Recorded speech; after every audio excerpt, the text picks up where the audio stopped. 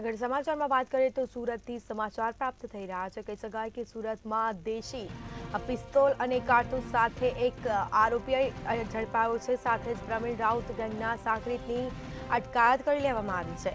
ડિંડોલીમાંથી crime બ્રાન્ચની ટીમે તેને ઝડપી પાડ્યો છે. જેલમાં કુખ્યાત વિપુલ ટેલર સાથે મુલાકાત થઈ હતી. વિપુલ ટેલરે તેને પિસ્તોલ આપી હતી. તો બંને અલગ અલગ ગુનામાં જામીન પર છૂટ્યા હતા. સાથે જ પોલીસે આ મામલે વધુ તપાસ હાથ ધરી છે.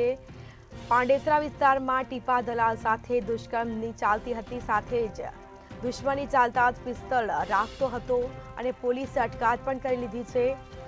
અગાઉ પણ પ્રિન્સ ફાયરિંગ, લૂંટ વિથ મર્ડર તેમજ અનેક ગુનાઓમાં ગુના આંસી ચૂક્યો છે. આ પોલીસે હાલ તેની અટકાયત કરી લીધી છે અને વધુ તપાસ હાથ ધરી છે.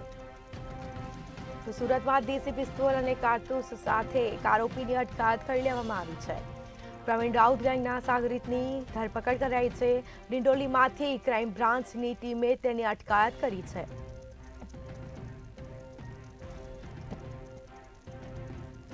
તો જેલમાં કુખ્યાત વિપુલ ટેલર સાથે તેની મુલાકાત થઈ હતી. વિપુલ ટેલરે તેને પિસ્તોલ આપી હતી.